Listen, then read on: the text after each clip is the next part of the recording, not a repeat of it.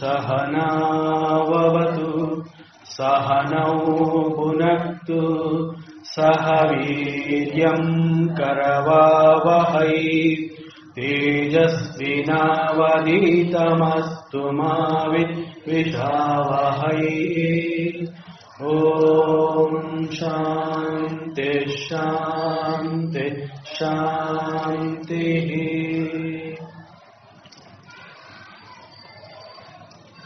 ಶ್ರೀಕೃಷ್ಣ, ಸರ್ವವು ನಿನ್ನ ಸೇವೆಯಾಗಲಿ ಸ್ವಾಮಿ. ಎಲ್ಲ ಆಧ್ಯಾತ್ಮ ಬಂಧುಗಳಿಗೂ ನಮಸ್ಕಾರ ಮತ್ತು ಶ್ರೀ ಚಿಕ್ಕಲಿಂಗೇಶ್ವರ ಸ್ವಾಮಿ ದೇವಸ್ಥಾನದ ಜ್ಞಾನಯಜ್ಞ ಶಾಲೆಗೆ ಸ್ವಾಗತ.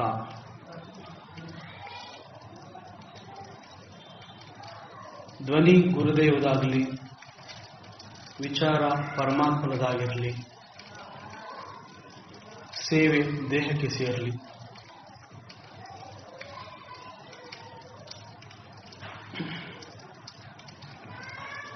ಆಚಾರ್ಯ ಶಂಕರರ ಭಜಗೋವಿಂದಂ ಕೃತಿ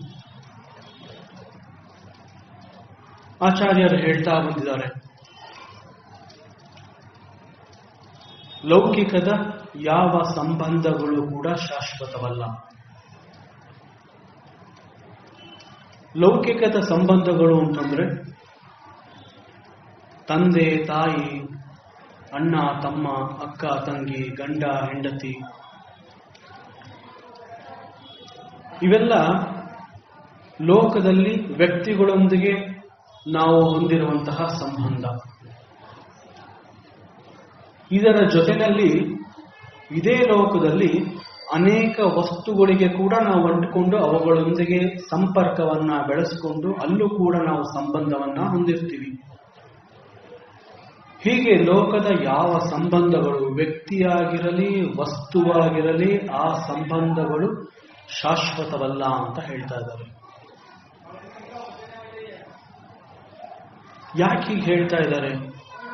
ಬಹುಶಃ ಇಂತಹ ಚರ್ಚೆ ವೇದಾಂತದ ಹಿನ್ನೆಲೆಯಲ್ಲಿ ಬರುವಂತಹ ವಿಚಾರಧಾರೆಗಳು. ಜೀವನದ ಹೆಚ್ಚಿನ ಅಂಶ ಲೌಕಿಕದಲ್ಲಿದ್ದಾಗ ಇಂತಹ ಯೋಚನೆಗಳನ್ನ, ಚಿಂತನೆಗಳನ್ನ ನಾವು ತಲೆಯಲ್ಲಿ ಇಟ್ಕೊಂಡ್ರೆ ಬದುಕು ಸಾಗಿಸೋದು ಬಹಳ ಕಷ್ಟವಾಗುತ್ತೆ. ಲೌಕಿಕ ಬೇರೆ, ಪಾರಮಾರ್ಥಿಕ ಬೇರೆ. ಲೌಕಿಕದಲ್ಲಿ ಮೂಲವಾಗಿ ನಾವು ಮಾಡುವಂತಹ ಪ್ರತಿಯೊಂದು ಕೂಡ ಕರ್ಮಗಳು.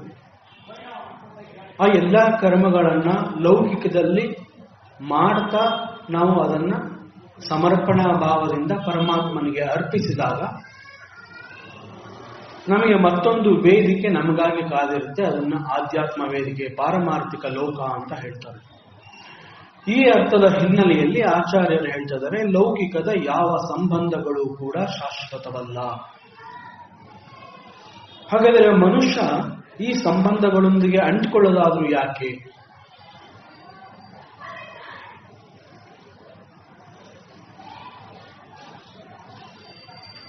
ಜಗತ್ತಿಗೆ ಬಂದಂತಹ ನಾವು ಮೂಲ ಉದ್ದೇಶವನ್ನ ಮರ್ತಿರ್ತೀವಿ. ಈ ವಿಚಾರವನ್ನ ಅನೇಕ ಗುರು ಹಿರಿಯರು ಹೇಳಿರ್ತಾರೆ. ಜಗತ್ತಿಗೆ ಬಂದ ನಾವು ಅಂತಂದ್ರೆ ಏನರ್ಥ? ಈ ಜಗತ್ತಿನಲ್ಲಿ ನಾವು ಒಂದು ಹುಟ್ಟನ್ನ, ಒಂದು ಜನ್ಮವನ್ನ ಪಡ್ಕೊಂಡಿರ್ತೀವಿ. ಆ ಜನ್ಮವನ್ನ ಪಡ್ಕೊಂಡು ಲೌಕಿಕವನ್ನ ಹೆಚ್ಚಾಗಿ ಮಾಡ್ತಾ ಅನೇಕ ಸಾಧನೆಗಳನ್ನ ಮಾಡಿ ಜೀವನದಲ್ಲಿ ಏನೆಲ್ಲವನ್ನ ನಾನು ಗಳಿಸ್ಕೊಂಡೆ ಅಂತ ಅತಿ ಹೆಚ್ಚು ಹೆಮ್ಮೆಯಿಂದ ಹೇಳ್ಕೊಂಡ್ರು ಕೂಡ ಅವೆಲ್ಲವೂ ಲೌಕಿಕಕ್ಕೆ ಮಾತ್ರ ಸಂಬಂಧವಾಗಿರುತ್ತೆ. ಆದರೆ ಲೋಕಕ್ಕೆ ಬಂದ ನೀನು ನಿನ್ನ ಉದ್ದೇಶವನ್ನ ಮರ್ತಿದೀಯಾ ಅಂತ ವೇದಾಂತ ಮತ್ತು ಶಾಸ್ತ್ರ ನಮ್ಮನ್ನ ಜ್ಞಾಪಿಸುತ್ತೆ. ಈ ಅರ್ಥದಲ್ಲಿ ಇಂತಹ ವಿಚಾರಗಳು ಬರೋದು ಸಹಜ.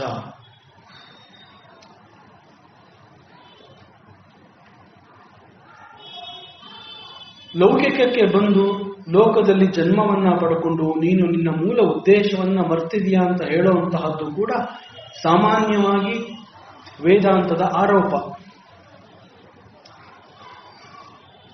ಯಾಕೆ ಈ ರೀತಿಯೆಲ್ಲ ಆಗತ್ತೆ? ಸ್ವಲ್ಪ ಯೋಚನೆ ಮಾಡಿದ್ರೆ ಗೊತ್ತಾಗುತ್ತೆ. ಮೂಲ ಉದ್ದೇಶವನ್ನ ನಾವು ಮರೆಯೋದಕ್ಕೆ ಕಾರಣ ಏನು? ಮರೆದು ಅಂತಂದ್ರೆ ಏನು? ಜ್ಞಾಪಕ ಅಂತಂದ್ರೆ ಏನು? ಹಾಗಾದ್ರೆ ಏನೆಲ್ಲವನ್ನ ಜೀವನ ಮಾಡ್ತಾ ನಾವು ಒಂದೊಂದಾಗಿ ನೆನಪಿನ ಬುತ್ತಿ ಅಂತ ಹೇಳ್ತಾರೆ. ಈ ನೆನಪಿನ ಬುತ್ತಿಯಿಂದ ಒಂದೊಂದೇ ವಿಚಾರಗಳನ್ನ, ಒಂದೊಂದೇ ವಸ್ತುಗಳನ್ನ, ನಮಗೆ ಬೇಕಾದ ಎಲ್ಲವನ್ನ ಪಡ್ಕೋತಾ ಬರ್ತೀವಿ. ಈ ಸಂದರ್ಭದಲ್ಲಿ ಮೂಲ ಉದ್ದೇಶವನ್ನ ಮರೆತಿರುವ ಕಾರಣ ಏನು? ಮನುಷ್ಯ ಯಾವ ಕಾರಣದಿಂದ ಮೂಲ ಉದ್ದೇಶವನ್ನ ಮರೆತಿರ್ತಾನೆ?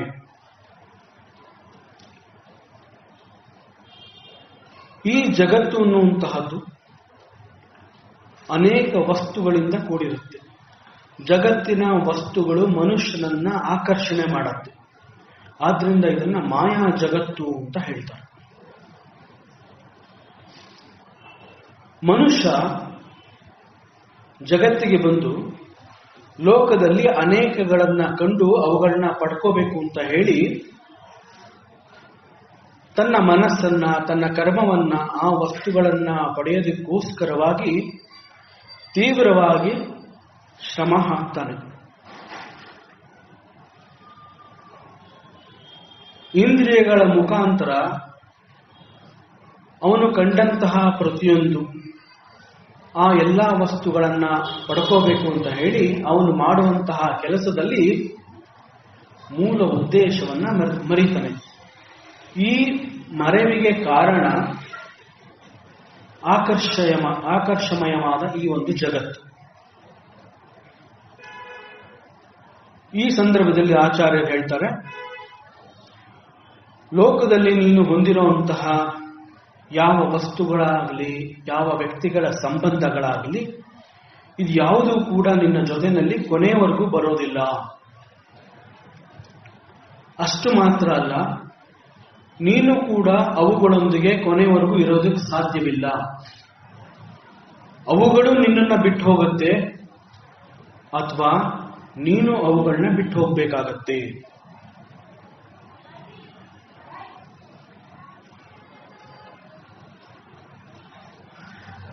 ಉಸಿರು ನಿಂತ ಬಳಿಕ ಮರುಕ್ಷಣದಲ್ಲಿ ಅವನು ಅಥವಾ ಅವಳು ಅನ್ನುವಂತಹದ್ದು ಈ ಜಗತ್ತಿಗೆ ಬೇಕಾಗಿರೋದಿಲ್ಲ.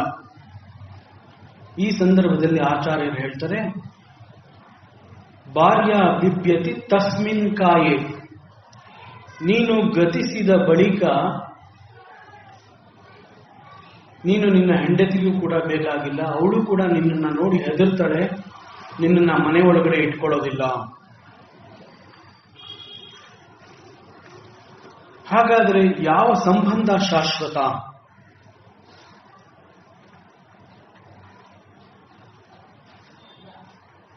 ಮುಖ್ಯವಾಗಿ ನಾವು ಸೂರ್ಯನ ಬೆಳಕು ನೋಡಬೇಕು ಅಂತ ಹೇಳಿದ್ರು ಕೂಡ ನಾವು ಕಣ್ಣುಗಳನ್ನ ಬಿಡಬೇಕು. ನಮ್ಮ ಮನೆಯ ಬಾಗಿಲು ಕಿಟಕಿಗಳನ್ನ ತೆರೆಯಬೇಕಾಗುತ್ತೆ. ಸೂರ್ಯ ಇದ್ದೇ ಇರ್ತಾನೆ, ಬೆಳಕು ಬರ್ತಾನೆ ಇರುತ್ತೆ. ನಾವೇ ಕಣ್ಣು ಮುಚ್ಕೊಂಡ್ರು ಬೆಳಕು ಕಾಣೋದಿಲ್ಲ. ಮನೆಯ ಕಿಟಕಿ ಬಾಗಿಲುಗಳನ್ನ ತೆಗೆದೇ ಕೂಡ ಮನೆಯ ಒಳಗೆ ಬೆಳಕು ಪ್ರವೇಶಿಸೋದಿಲ್ಲ. ಸೂರ್ಯ ಇರೋದು ಸತ್ಯ, ಅವನ ಬೆಳಕು ಕೂಡ ಅಷ್ಟೇ ಸತ್ಯ. ಈ ರೀತಿಯಲ್ಲಿ ಪರಮಾತ್ಮನ ಸಂಬಂಧ ಅನ್ನುವಂತಹದ್ದು ನನ್ನ ಜೊತೆ ಸದಾ ಇರುತ್ತೆ. ಸದಾ ನನ್ನ ಜೊತೆಗಿರುವಂತಹ ಆ ಸಂಬಂಧವನ್ನ ನಾನು ಮರೆತಿರ್ತೀನಿ. ಸಮುದ್ರವನ್ನ ನೋಡಿ ಸಮುದ್ರ, ನೀರು, ಅಲೆ ಅಂತ ಬೇರೆ ಬೇರೆ ಗುರುತಿಸ್ತೀವಿ ನಾವು. ಮೂಲವಾಗಿ ಆ ಇಡೀ ಜಾಗದಲ್ಲಿ ಹೆಚ್ಚು ನೀರಿರೋದ್ರಿಂದ ಅದನ್ನ ಸಾಗರ ಅಂತ ಕರಿತೀವಿ. ಆ ಸಾಗರದಲ್ಲಿ ಅಲೆ ಕೂಡ ನೀರೇ. ಸಮುದ್ರದ ಅಲೆ ಮತ್ತು ಸಮುದ್ರದ ನೀರು ಅವೆರಡೂ ಒಂದೇ. ಆ ರೀತಿನಲ್ಲಿ ನಿನ್ನ ಮತ್ತು ಪರಮಾತ್ಮನ ಸಂಬಂಧ ಕೂಡ ಒಂದೇ. ಅದನ್ನ ಬೇರ್ಪಡಿಸೋದಿಕ್ಕೆ ಸಾಧ್ಯ ಇಲ್ಲ. ಆದರೆ ನೀನು ಅದನ್ನ ಮರ್ತಿದೀಯಾ. ಮರೆತಿರುವ ನಿನ್ನ ಉದ್ದೇಶವನ್ನ ನೀನು ಮತ್ತೆ ನಿನ್ನಲ್ಲಿ ತಂದುಕೊಳ್ಳೋದಕ್ಕೆ ನೀನು ಮಾಡುವಂತಹದನ್ನ ಸಾಧನೆ ಅಂತ ನಮ್ಮ ಸತ್ಸಂಗದಲ್ಲಿ, ಶಾಸ್ತ್ರದಲ್ಲಿ ವಿಚಾರವನ್ನ ತಿಳಿಸ್ಕೊಡ್ತಾರೆ.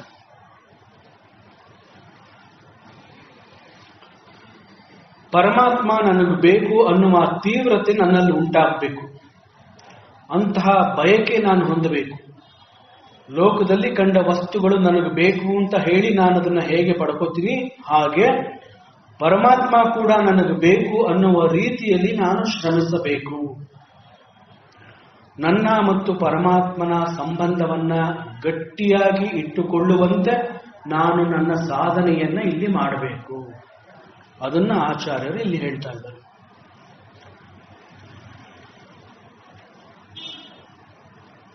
ಕಣ್ಣಿಗೆ ಕಾಣದೇ ಇರುವಂತಹ ದೇವರು ಅಥವಾ ಭಗವಂತ ಪರಮಾತ್ಮನನ್ನ, ಅವನ ಜೊತೆ ನನ್ನ ಸಂಬಂಧ ಇದೆ ಅನ್ನೋದನ್ನು ನಾನು ಹೇಗೆ ನಂಬಬೇಕು, ನನಗೆ ಹೇಗೆ ಅದು ಗೊತ್ತಾಗುತ್ತೆ?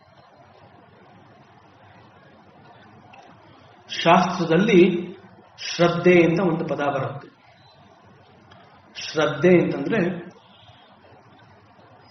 ಗುರುಗಳು ಹೇಳಿದಂತಹ ವಾಕ್ಯ, ಶಾಸ್ತ್ರದಲ್ಲಿ ತಿಳಿಸಿರುವ ವಿಚಾರವನ್ನ ನೇರವಾಗಿ ಸ್ವೀಕರಿಸುವುದನ್ನ ಶ್ರದ್ಧೆ ಅಂತ ಕರೀತಾರೆ. ಅಲ್ಲಿ ತರ್ಕಕ್ಕೆ ಅವಕಾಶವೇ ಇಲ್ಲ. ಯಾಕೆ ಅಂತಂದ್ರೆ ಇಂತಹ ವಿಚಾರವನ್ನ ಹೇಳಿರೋದು ಯಾರು? ಒಬ್ಬ ಗುರು. ಒಬ್ಬ ಗುರು ಈ ವಿಚಾರವನ್ನ ಹೇಳಿದಾನೆ ಅಂತಂದ್ರೆ ಗುರು ಅದನ್ನ ಅನುಭವಿಸಿದಾನೆ. ಗುರು ಅನುಭವಿಸಿದಾನೆ ಅನ್ನೋದನ್ನ ಶಾಸ್ತ್ರ ತಿಳಿಸ್ತಾ ಇದೆ. ಗುರುವಾಕ್ಯವನ್ನ ಮತ್ತು ಶಾಸ್ತ್ರವನ್ನ ನೇರವಾಗಿ ಸ್ವೀಕರಿಸುವುದನ್ನ ಶ್ರದ್ಧೆ ಅಂತ ಹೇಳ್ತಾರೆ. ಈ ಶ್ರದ್ಧೆಯನ್ನ ನಾವು ಎಲ್ಲಿ ಹೆಚ್ಚು ನೋಡಿ ಕಲಿಯಬಹುದು ಅಂತಂದ್ರೆ, ಒಂದು ಸಣ್ಣ ಮಗು ತನ್ನ ತಂದೆ ಅಥವಾ ತಾಯಿಯ ತೊಡೆ ಮೇಲೆ ಕೂತಿದ್ದಾಗ ಲೋಕದ ಪ್ರಜ್ಞೆ ಅನ್ನೋದೇ ಗೊತ್ತಿರೋದಿಲ್ಲ. ಲೋಕದಲ್ಲಿ ಏನು ನಡೀತಾ ಇದೆ ಅನ್ನೋದು ಗೊತ್ತಾಗೋದಿಲ್ಲ. ತಂದೆ ಹೆದರಿರಬಹುದು, ತಾಯಿ ಹೆದರಿರಬಹುದು, ಬೇರೆಯವರೆಲ್ಲ ಮುಂದಿನ ಕ್ಷಣ ಏನು ಅನ್ನುವ ಆತಂಕ ಅಲ್ಲಿ ಸೃಷ್ಟಿಯಾಗಿದ್ರು ಕೂಡ ಮಗು ತನ್ನ ತಂದೆ ಅಥವಾ ತಾಯಿಯ ತೊಡೆ ಮೇಲೆ ನಗ್ನಗ್ತಾ ಕೂತಿರುತ್ತೆ. ಮಗುವಿನ ಮನಸ್ಸಿನಲ್ಲಿ ಯಾವ ಅಳುಕು ಇಲ್ಲ, ಭಯದ ಯಾವ ಛಾಯೆಯೂ ಇಲ್ಲ. ಕಾರಣ ಏನು ಅಂತಂದ್ರೆ, ನಾನು ಕುಳಿತಿರುವುದು ನನ್ನ ತಂದೆ ಅಥವಾ ತಾಯಿಯ ತೊಡೆ ಮೇಲೆ, ಅಲ್ಲಿ ನನಗೆ ಎಲ್ಲಾ ರಕ್ಷಣೆಗಳು ಇದೆ.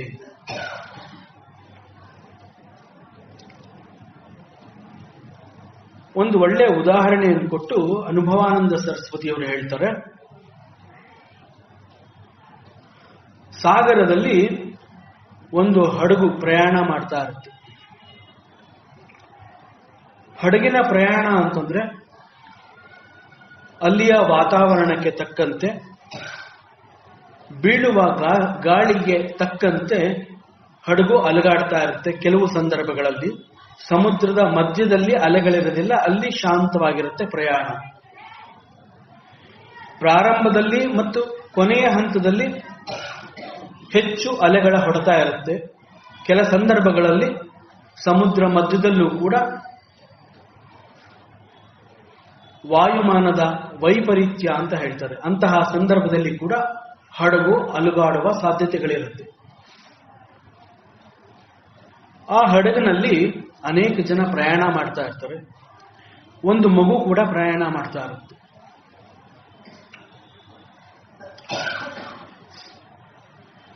ಹಡಗು ಅಲುಗಾಡ್ತಾ ಇರುತ್ತೆ. ಆದ್ರೂ ಎಲ್ಲ ಹೋಗ್ತಾ ಇರ್ತಾರೆ. ಸಮುದ್ರ ಮಧ್ಯಕ್ಕೆ ಬಂದಾಗ ಅಲ್ಲಿ ಶಾಂತವಾಗತ್ತೆ. ಆಗ ಮಗು ಎದ್ದು ಓಡಾಡ್ತಾ ಇರುತ್ತೆ. ಇಲ್ಲಿಂದ ಅಲ್ಲಿಗೆ, ಅಲ್ಲಿಂದ ಇಲ್ಲಿಗೆ ಓಡಾಡುತ್ತೆ. ಬಹಳ ಅನುಭವಿಸ್ತಾ ಇರುತ್ತೆ.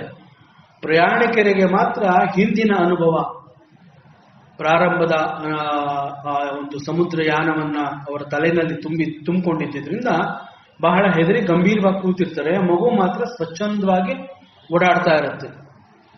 ಮಗುಗೆ ಆಶ್ಚರ್ಯ ಆಗುತ್ತೆ, ನಾನೊಬ್ಬನೇ ಇಡೀ ಹಡಗಿನಲ್ಲಿ ಎಲ್ಲಾ ಕಡೆ ಓಡಾಡ್ತಾ ಇದ್ದೀನಿ, ಇಲ್ಲಿ ಕೂತಿರೋರೆಲ್ಲ ಯಾಕೆ ಸುಮ್ಮನೆ ಇದ್ದಾರೆ, ಇವ್ರಿಗೆಲ್ಲ ಏನು ಅನ್ನಿಸ್ತಾನೆ ಇಲ್ವಾ? ಸ್ವಲ್ಪ ಸಮಯದಲ್ಲಿ ಹಡಗು ಸಮುದ್ರದಲ್ಲಿ ರಫ್ ಸರ್ಫೇಸ್ ಅಂತ ಹೇಳ್ತಾರೆ. ರಫ್ ಸರ್ಫೇಸ್ ಅಂತಂದ್ರೆ ನೀರ್ಗಲ್ಲು ಅಥವಾ ನೀರಿನ ಮಧ್ಯದಲ್ಲಿ ಒಂದು ಬಂಡೆ, ದೊಡ್ಡ ಬಂಡೆ ಇರುತ್ತೆ, ಗೊತ್ತಾಗೋದಿಲ್ಲ. ದಿಕ್ಕು ತಪ್ಪಿದಾಗ ಹಡಗು ಅಲ್ಲಿ ಪ್ರವೇಶ ಆಗುತ್ತೆ. ಆವಾಗ ಹೆಚ್ಚು ಆಳವಿಲ್ಲದ ಕಾರಣ ಹಡಗು ಡಿಕ್ಕಿಯಾಗುವ ಸಂಭವ ಇರುತ್ತೆ. ಇಲ್ಲ ಅಂತಂದ್ರೆ ಅದು ಹೆಚ್ಚು ಅಲ್ಲಾಡೋದಕ್ಕೆ ಪ್ರಾರಂಭ ಆಗುತ್ತೆ. ಹೀಗೆ ಆ ಹಡಗು ರಫ್ ಸರ್ಫೇಸ್ ಬಂದಾಗ, ಆ ಹಡಗು ಅಲ್ಲಾಡ್ತಾ ಇದ್ದಾಗ ಕುಳಿತುಕೊಂಡಿದ್ದಂತಹ ಆ ಪ್ರಯಾಣಿಕರು ಈ ಕಡೆಯಿಂದ ಆ ಕಡೆ, ಆ ಕಡೆಯಿಂದ ಈ ಕಡೆ ಬೀಳ್ತಾರೆ. ಅವಾಗ ಆ ಮಗು ಏನನ್ಕೊಳ್ಳುತ್ತೆ ಅಂತಂದ್ರೆ, ಇಷ್ಟೊತ್ತು ನಾನು ಆಟ ಆಡದೆ, ಇವರೆಲ್ಲ ಆಟ ಆಡ್ಲಿಲ್ಲ, ಯಾಕೆ ಇವ್ರು ಯಾರು ಆಟ ಆಡ್ಲಿಲ್ಲ ಅಂತ ಅನ್ಕೋತಾ ಇದ್ದೆ, ಈಗ ಇವರೆಲ್ಲ ಆಟ ಆಡ್ತಾ ಇದ್ದಾರೆ. ಆ ಮಗು ಹೆದರಿಕೆ ಇಲ್ಲ, ಇವ್ರಿಗೆಲ್ಲ ಹೆದರಿಕೆ. ಆಮೇಲೆ ಕ್ಯಾಪ್ಟನ್ ಬರ್ತಾನೆ, ನಾವೆಲ್ಲ ಎಷ್ಟು ಗಾಬರಿಯಿಂದ ಇದ್ದೀವಿ, ನೀನ್ ಎಲ್ಲಾ ಕಡೆ ಓಡಾಡ್ತಾ ಇದೆಯಲ್ಲ, ನಿನ್ಗೆ ಹಡಗಿನಲ್ಲಿ ಏನಾಗ್ತಾ ಇದೆ ಅನ್ನೋದು ಗೊತ್ತಾ ನಿನಗೆ? ಹಡಗು ಮುಳುಗೋ ಸಂಭವ ಇದೆ, ಡಿಕ್ಕಿ ಆಗತ್ತೆ, ಹೋಗಿ ಒಂದ್ ಕಡೆ ಕೂತ್ಕೊಂತಂದಾಗ ಮಗು ಹೋಗಿ ತನ್ನ ತಂದೆಯ ತೊಡೆ ಮೇಲೆ ಕೂತ್ಕೊಳ್ಳುತ್ತೆ. ಮತ್ತು ಆ ಕ್ಯಾಪ್ಟನ್ನ ಕರೆದ್ಬಿಟ್ಟು, ಹಡಗು ಮುಳುಗೋದ್ರೂ ನನಗೆ ಈಗ ಏನು ಅನ್ಸೋದಿಲ್ಲ, ಯಾಕೆಂದ್ರೆ ನಾನು ನಮ್ಮ ತಂದೆ ತೊಡೆ ಮೇಲೆ ಕೂತಿದ್ದೀನಿ.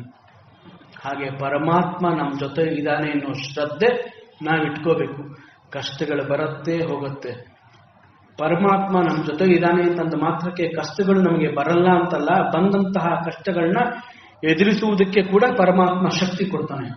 ಆ ಶಕ್ತಿಗಾಗಿ ನಾವು ಶ್ರದ್ಧೆಯಿಂದ ಪರಮಾತ್ಮನನ್ನ ನಂಬಬೇಕು, ಧ್ಯಾನಿಸಬೇಕು, ಪೂಜೆ ಮಾಡಬೇಕು.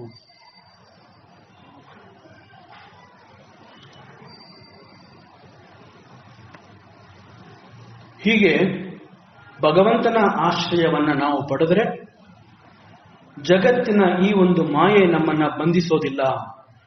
ಅವನ ಆಶ್ರಯಕ್ಕೆ ನಾವು ಹೋದಾಗ ಪರಮಾತ್ಮ ಹೇಳ್ತಾನೆ, ಯೋಗಕ್ಷೇಮಂ ವಹಾಮ್ಯಹಂ, my dear devotee, I will take care of you. ನಿನ್ನ ರಕ್ಷಣೆ ನನಗೆ ಸಂಬಂಧಪಟ್ಟಿದ್ದು. ಯೋಗಕ್ಷೇಮಂ ವಹಾಮ್ಯಹಂ. ಆದರೆ ಭಗವಂತನನ್ನ ನಾವು ಆ ರೀತಿ ನೋಡ್ತಾ ಇದ್ದೀವಾ? ಕಾರಣ ದೇಹದ ಮೇಲಿನ ವಿಪರೀತ ವ್ಯಾಮೋಹ ಇದಕ್ಕೆ ಕಾರಣವಾಗಿರುತ್ತೆ. ದೇಹದ ಮೇಲಿನ ವ್ಯಾಮೋಹವನ್ನ ಬಿಟ್ಬಿಡಬೇಕು. ಅದನ್ನ ಇಲ್ಲಿ ಆಚಾರ್ಯರು ಸಂಬಂಧ, ನಮ್ಮ ಯಾವುದೇ ಸಂಬಂಧವನ್ನ ನಾವು ಕಲ್ಪಿಸಿಕೊಂಡ್ರೆ ಆ ಸಂಬಂಧ ನಮ್ಮಲ್ಲಿ ಏರ್ಪಾಡಾಗೋದಕ್ಕೆ ಈ ದೇಹವೇ ಕಾರಣ. ಆದ್ರಿಂದ ದೇಹದ ಮೇಲಿನ ವ್ಯಾಮೋಹವನ್ನ ನೀನು ಬಿಟ್ಬಿಡು. ದೇಹ ಎಂದಿದ್ದರೂ ನಶಿಸಿ ಹೋಗುತ್ತೆ, ದೇಹವನ್ನ ನಂಬಬೇಡ. ಈ ಅರ್ಥದಲ್ಲಿ ಲೋಕದ ಯಾವ ಸಂಬಂಧಗಳು ಕೂಡ ಶಾಶ್ವತವಲ್ಲ. ದೇಹಕ್ಕೆ ಕೊಡುವಂತಹ ಗಮನವನ್ನ, ದೇಹದ ಆರೈಕೆಗಾಗಿ ಮಾಡುವಂತಹ ಆರಾಧನೆ ಪೋಷಣೆಯನ್ನ ಅದರ ಜೊತೆಯಲ್ಲಿ, ದೇಹದ ಪೋಷಣೆ ಮಾಡಬೇಡ ಅಂತ ಹೇಳ್ತಾ ಇಲ್ಲ, ಅದರ ಜೊತೆಯಲ್ಲಿ ಭಗವಂತನ ಆರಾಧನೆ ಕೂಡ ಮಾಡು, ಭಗವಂತನ ಸ್ಮರಣೆ ಮಾಡು. ದೇಹವನ್ನು ಪ್ರೀತಿಸುವಷ್ಟೇ ಭಗವಂತನನ್ನ ನೀನು ಪ್ರೀತಿಸು.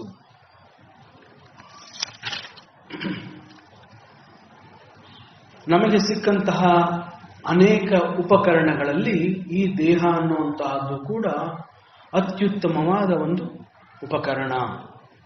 ಈ ದೇಹ ಅನ್ನುವಂತಹದ್ದು ಒಂದು ದೊಡ್ಡ ಸಾಧನ. ಯಾವ ತರ ಸಾಧನ ಇದು ಅಂತಂದ್ರೆ, ಭವಸಾಗರವನ್ನ ದಾಟಿಸೋದಿಕ್ಕೆ ಈ ಒಂದು ಶರೀರ ನೌಕೆಯಾಗಿ ನಮಗೆ ಸಹಕರಿಸುತ್ತೆ. ನಮಗೆ ಮೋಕ್ಷ ಸಂಪಾದನೆ ಅಂತ ಹೇಳ್ತೀವಿ, ಮುಕ್ತಿ ಬೇಕು ಅಂತ ಹೇಳ್ತೀವಿ, ನಮ್ಮೆಲ್ಲಾ ಕಷ್ಟಗಳು ಪರಿಹಾರವಾಗಬೇಕು ಅಂತ ಹೇಳ್ತೀವಿ, ಪರಮಾತ್ಮನ ಪರಂಧಾಮವನ್ನ ಹೊಂದಬೇಕು ಅಂತ ಕೇಳ್ಕೊತೀವಿ. ಇವೆಲ್ಲ ನಮಗ್ ಬೇಕು ಅಂತಂದ್ರೆ ಈ ದೇಹವನ್ನ ನೌಕೆಯನ್ನಾಗಿ ಉಪಯೋಗಿಸಿಕೊಂಡು ದೇಹದ ಮೇಲಿನ ವ್ಯಾಮೋಹವನ್ನ ಬಿಟ್ಟು ದೇಹವನ್ನ ಕೇವಲ ಒಂದು ಉಪಕರಣವನ್ನಾಗಿ ಮಾತ್ರ ನೋಡು. ಸಾಧನಾ ಶರೀರ, ಈ ದೇಹ ಅನ್ನುವಂತಹದ್ದು ಒಂದು ಸಾಧನಾ ಶರೀರ, ಆ ರೀತಿ ಅದನ್ನ ನೋಡು. ಈ ದೇಹವನ್ನ ಆಚಾರ್ಯರು ಹೇಳ್ಕೊಡ್ತಾ ಇರೋ ರೀತಿನಲ್ಲಿ ನಾವು ಅರ್ಥ ಮಾಡ್ಕೊಳ್ದೆ ಹೋದ್ರೆ, ಈ ದೇಹವನ್ನ ನಂಬಿದ್ರೆ ಅದರ ಪರಿಣಾಮ ಏನು ಆಗರೆ? ಇಷ್ಟೆಲ್ಲ ವಿಚಾರಗಳನ್ನ ತಿಳಿಸ್ಕೊಡ್ತಾ ಬಂದ್ರೂ ಕೂಡ ಈ ದೇಹವನ್ನೇ ಹೆಚ್ಚು ನಂಬಿದ್ರೆ ಅಥವಾ ಈ ದೇಹವನ್ನ ನಾವು ಸರಿಯಾಗಿ ಅರ್ಥ ಮಾಡ್ಕೊಳ್ದೆ ಹೋದ್ರೆ ಪರಿಣಾಮ ಏನು? ಆಚಾರ್ಯರು ಹೇಳ್ತಾರೆ, ಬಾಲಸ್ತಾವತ್ ಕ್ರೀಡಾಸಕ್ತಃ, ತರುಣಸ್ತಾವತ್ ತರುಣೀಸಕ್ತಃ, ವೃದ್ಧಸ್ತಾವತ್ ಚಿಂತಾಸಕ್ತಃ, ಪರಮೋ ಬ್ರಹ್ಮಣಿ ಕೋಪಿನ ಸಕ್ತಃ, ಭಜಗೋವಿಂದಂ ಭಜಗೋವಿಂದಂ ಗೋವಿಂದಂ ಭಜ ಮೂಢಮತೆ.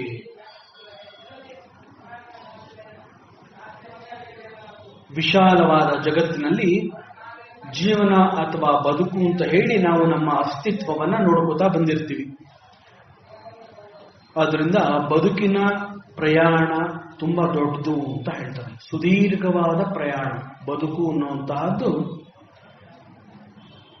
ಶಾಶ್ವತ ಅಲ್ಲ. ಯಾವಾಗ ಬೇಕಾರುವೆ ನೀರಿನ ಗುಳ್ಳೆಯಂತೆ ಒಡೆದು ಹೋಗುತ್ತೆ. ಈ ತರ ಎಲ್ಲ ಹೇಳಿದ್ರು ಕೂಡ ಈ ಬದುಕು ಅನ್ನುವಂತಹದ್ದು ಮೋಕ್ಷವನ್ನೇ ನಮಗೆ ಕರುಣಿಸುವಂತಹ ಬಹುದೊಡ್ಡ ಸಾಧನೆಯನ್ನ ಕೂಡ ಮಾಡಿಸುತ್ತೆ. ಈ ಅರ್ಥದಲ್ಲಿ ಬದುಕು, ಬದುಕಿನ ಪ್ರಯಾಣ ಅತಿ ದೀರ್ಘ ಅಂತ ಹೇಳ್ತಾರೆ. ಮತ್ತು ಜಗತ್ತನ್ನ ವಿಶಾಲ ಅಂತ ಕರೆದಿರುವ ಹಿನ್ನೆಲೆ ಈ ಜಗತ್ತಿನಲ್ಲಿ ಅನೇಕಗಳು ಇದೆ ಮತ್ತು ಇರುವುದೆಲ್ಲವೂ ಕೂಡ ಮನುಷ್ಯನನ್ನ ಆಕರ್ಷಿಸುತ್ತೆ. ಆಕರ್ಷಣೆ ಯಾವ ತರ ಇರುತ್ತೆ ಅಂತಂದ್ರೆ, ಮನುಷ್ಯ ಯಾವುದನ್ನು ಕೂಡ ಪೂರ್ಣವಾಗಿ ಉಪಯೋಗಿಸ್ಕೊಳ್ಳೋದಕ್ಕೆ ಸಾಧ್ಯವಿಲ್ಲ. ಆದರೂ ಕೂಡ ಎಲ್ಲವನ್ನ ನನಗೆ ಬೇಕು ಅಂತ ಹೇಳ್ತಾನೆ. ದೊಡ್ಡ ಮನೆ ಕಟ್ತಾನೆ, 8 ರೂಮು 10 ರೂಮು 2 ಫ್ಲೋರು 3 ಫ್ಲೋರ್ ಕಟ್ತಾನೆ, ಮಲ್ಕೊಳ್ಳೋದು 1 ರೂಮಲ್ಲಿ ಮಾತ್ರ. ಆದ್ರೂ ದೊಡ್ಡ ಸೈಟು, ದೊಡ್ಡ ಬಂಗಲೆ, ಅನೇಕ ರೂಮ್ಗಳು, ಯಾವುದೂ ಪೂರ್ಣವಾಗಿ ಯೂಸ್ ಮಾಡ್ಕೊಳ್ಳೋಕೆ ಸಾಧ್ಯವೇ ಇಲ್ಲ. ನಮ್ಮ ಮನೆಯಲ್ಲಿರುವಂತಹ ಪಾತ್ರೆಗಳನ್ನ ನೋಡಿದ್ರು ಕೂಡ ದಿನನಿತ್ಯದಲ್ಲಿ ಬಳಸೋದು 1 ತುತ್ತು ಅನ್ನ ತಿನ್ನೋದಕ್ಕೆ 1 ತಟ್ಟೆ, 1 ಲೋಟ ನೀರು. ಆದರೆ ನಮ್ಮ ಮನೆಯಲ್ಲಿ ಎಷ್ಟು ಪಾತ್ರೆಗಳಿರುತ್ತೆ ಯೋಚನೆ ಮಾಡಬೇಕು, ಹೆಚ್ಚು ಚಿಂತನೆಯನ್ನ ಕೊಡಬೇಕು. ಅಂತಹ ವಿಚಾರಗಳನ್ನ ತಿಳಿಸ್ತಾ ಇದೆ ಭಜಗೋವಿಂದ. ಹೀಗೆ ಮನುಷ್ಯ ಯಾವುದನ್ನು ಕೂಡ ಪೂರ್ಣವಾಗಿ ಉಪಯೋಗಿಸಿಕೊಳ್ಳದೆ ಹೋದ್ರೂ ಕೂಡ ಇರುವ ಎಲ್ಲವನ್ನ ಪಡಿಬೇಕು ಅಂತ ಹಂಬಲಿಸ್ತಾನೆ. ಒಂದು ವೇಳೆ ಮನುಷ್ಯನ ಆಸೆಗೆ ತಕ್ಕಂತೆ ಅವನ ಹಠ ಕೂಡ ಹೆಚ್ಚಾಗಿ ಎಲ್ಲವನ್ನ ಅವನು ಗಳಿಸ್ತಾ ಬಂದ್ರೂ ಕೂಡ ಈ ಮಾಯಾ ಜಗತ್ತು ತನ್ನನ್ನ ತಾನು ಖಾಲಿ ಮಾಡ್ಕೊಳ್ಳೋದಿಲ್ಲ.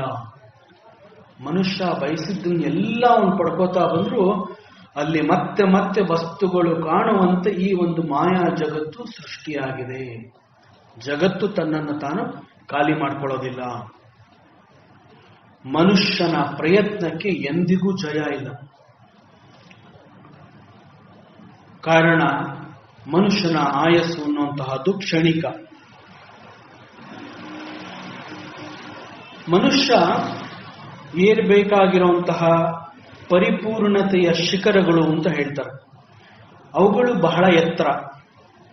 ಅಷ್ಟು ಎತ್ತರವನ್ನ ಅವನು ಏರ್ಲೇಬೇಕು ಅಂತ ನಿರ್ಧರಿಸಿದ್ರೆ ಮೊದಲು ಅವನು ಬಹಳ ವಿವೇಕಿಯಾಗಬೇಕು. ಪ್ರಜ್ಞಾಪೂರ್ವಕವಾಗಿ ಲೋಕದಲ್ಲಿ ಅವನು ವ್ಯವಹರಿಸಬೇಕು. ಲೋಕದ ವ್ಯವಹಾರ ಮತ್ತು ಪಾರಮಾರ್ಥಿಕ ಜೀವನ ಉತ್ತಮವಾಗಿರಬೇಕು ಅಂತಂದ್ರೆ ಮನಸ್ಸು, ಹೃದಯ, ಅಂತಃಕರಣ ಅನ್ನುವಂತಹದ್ದು ಪರಿಶುದ್ಧವಾಗಿರಬೇಕು. ಮನಸ್ಸು ನಿರ್ಮಲವಾಗಿರಬೇಕು. ಆಗ ಈ ದಿವ್ಯತೆ ಎನ್ನುವಂತಹದ್ದು ಅತ್ಯುನ್ನತ ಮಟ್ಟವನ್ನ ಅವನಿಗೆ ಪರಿಚಯ ಮಾಡಿಕೊಡುತ್ತೆ. ಮನುಷ್ಯನಿಗೆ ಇದು ಸಾಧ್ಯವಾ ಅನ್ನುವ ಪ್ರಶ್ನೆ ಕೂಡ ಬರಬಹುದು. ಸಾಮಾನ್ಯವಾಗಿ ಮನುಷ್ಯ ದೈಹಿಕ ಆಕರ್ಷಣೆಗೆ ಒಳಗಾದಾಗ ಬಂಧನಗಳಿಗೆ ಸಿಲುಕುವ ಸಾಧ್ಯತೆ ಹೆಚ್ಚು. ಗಂಡಾದರೆ ಹೆಣ್ಣಿನ ಆಕರ್ಷಣೆ, ಹೆಣ್ಣಾದರೆ ಗಂಡಿನ ಆಕರ್ಷಣೆ.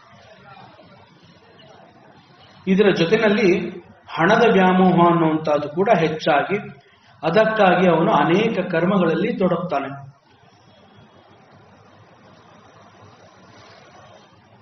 ಹಣ ಗಳಿಸಬೇಕು ಅಂತ ಹೇಳಿ ಕರ್ಮದಲ್ಲಿ ತೊಡಗಿದಾಗ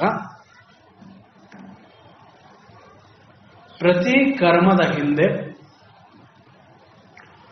ಅದರದೇ ಆದ ಒಂದು ಫಲ ಅನ್ನುವಂತಹದ್ದು ಇರುತ್ತೆ. ಆ ಫಲಕ್ಕೆ ಅವನು ತುತ್ತಾಗ್ತಾನೆ. ಇದು ಹೇಗಿದೆ ಅಂತಂದ್ರೆ, ಮೊದಲು ಕರ್ಮಕ್ಕೆ ಕರ್ಮಫಲ, ಫಲವನ್ನ ಅನುಭವಿಸಲು ದೇಹಕ್ಕಾಗಿ ಜನ್ಮ, ಹುಟ್ಟಿದ ನಂತರ ಜನ್ಮದ ಪೋಷಣೆಗಾಗಿ ಜೀವನದಲ್ಲಿ ಮುಂದುವರಿಬೇಕು ಅಂತ ಹೇಳಿ ಮತ್ತೆ ಕರ್ಮ, ಮತ್ತೆ ಗಳಿಸುವುದು. ಅರ್ಥಾತ್ ಇದೊಂದು ವಿಷಚಕ್ರ, ಮಾಯಾಚಕ್ರ. ಇದನ್ನ ಹುಟ್ಟು ಸಾವಿನ ಚಕ್ರ ಅಂತ ನಮ್ಮ ವೇದಾಂತ ಬಹಳ ಸ್ಪಷ್ಟವಾಗಿ ತಿಳಿಸುತ್ತೆ. ಮನುಷ್ಯ ಬಯಕೆಗಳ ಕಾರಣದಿಂದ ವಿಷಯಾಸಕ್ತನಾಗಿ ಮೂಢನಾಗಿ ಸನ್ಮಾರ್ಗವನ್ನ ಬಿಟ್ಟು ದುರ್ಮಾರ್ಗವನ್ನ ಅನುಸರಿಸಿ ಕಷ್ಟ, ದುಃಖ, ನೋವುಗಳನ್ನ ಉಂಡು ಕೊನೆಗೆ ಏನನ್ನೂ ಸಾಧಿಸಲಾಗದೆ ಬದುಕನ್ನ ವ್ಯರ್ಥ ಮಾಡ್ಕೋತಾನೆ. ಕೊನೆಗೆ ಒಂದು ದಿವಸ ಅವನು ಮೃತ್ಯುವಿನ ವಶಕ್ಕೆ ತುತ್ತಾಗ್ತಾನೆ. ಕಾರುಣ್ಯಮೂರ್ತಿ ಆಚಾರ್ಯ ಶಂಕರರು ಮನುಷ್ಯನ ಈ ಪರಿಸ್ಥಿತಿಯನ್ನ ಮನೋವೇದನೆಯೊಂದಿಗೆ ಗುರುತಿಸಿ ಮನುಷ್ಯ ಇಷ್ಟು ಸಂಕಷ್ಟಕ್ಕೆ ಒಳಗಾಗಬಾರದು ಅಂತ ಹೇಳಿ ಈ ಶ್ಲೋಕದಲ್ಲಿ ವಿಚಾರವನ್ನ ತಿಳಿಸಿದ್ದಾರೆ. ಮನುಷ್ಯನ ಬದುಕಿನ ಚರಿತ್ರೆಯನ್ನ ಗಮನಿಸಿ ಆಚಾರ್ಯರು ಹೇಳ್ತಾರೆ, ಬಾಲಸ್ತಾವತಿ ಕ್ರೀಡಾಸಕ್ತ. ಬಾಲ್ಯದಲ್ಲಿ ಆಟವಾಡ್ತಾ ದಿನಗಳನ್ನ ಕಳೀತಾನೆ.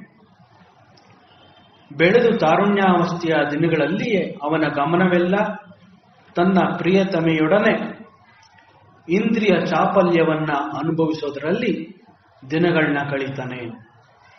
ಹೀಗೆ ದಿನಗಳು ಕಳೆದಂತೆ ಅವನ ಯೌವನ ಮುಗಿಯತ್ತೆ. ಅವನಿಗೆ ಗೊತ್ತಾಗದ ಹಾಗೆ ಮುಪ್ಪು ಅವನನ್ನ ಆವರಿಸತ್ತೆ. ದೇಹದಲ್ಲಿ ಶಕ್ತಿ ಉಡುಗಿ ದೇಹ ಜರ್ಜರಿತ ಸ್ಥಿತಿಯನ್ನ ತಲುಪತ್ತೆ. ಮನಸ್ಸಿನಲ್ಲಿ ಸದಾಕಾಲ ಒಂದಲ್ಲ ಒಂದು ಚಿಂತೆ ಮತ್ತು ಹೆದರಿಕೆ, ಭಯ ಅವನನ್ನ ಕಾಡ್ತಾ ಇರುತ್ತೆ. ಮನಸ್ಸಿನ ದಿಕ್ಕನ್ನ ಬದಲಿಸಲು ಸಾಧ್ಯವಾಗದೆ ತನ್ನ ಅಂತ್ಯಕಾಲದಲ್ಲೂ ಕೂಡ ಅವನು ಭಗವಂತನನ್ನ ನೆನೆಯದೆ ಬದುಕಿನ ಯಾತ್ರೆಯನ್ನ ಮುಗಿಸ್ಬಿಡ್ತಾನೆ. ಮನುಷ್ಯನ ಈ ಪರಿಸ್ಥಿತಿಗೆ ಆಚಾರ್ಯರು ನೊಂದು ಹೇಳ್ತಾ ಇದ್ದಾರೆ. ನಮ್ಮ ಮೇಲಿನ ಕರುಣೆಯಿಂದ ಅವರು ಹೇಳ್ತಾರೆ, ಹೇ ಮೂಢಮತೆ, ಮೂರ್ಖ, ಗೋವಿಂದನನ್ನ ನೆನೆ, ಅವನ ಸ್ಮರಣೆ ಮಾಡು, ಅವನೊಬ್ಬನೇ ನಿನಗೆ ದಿಕ್ಕನ್ನ ತೋರಿಸೋದಕ್ಕೆ ಸಾಧ್ಯ.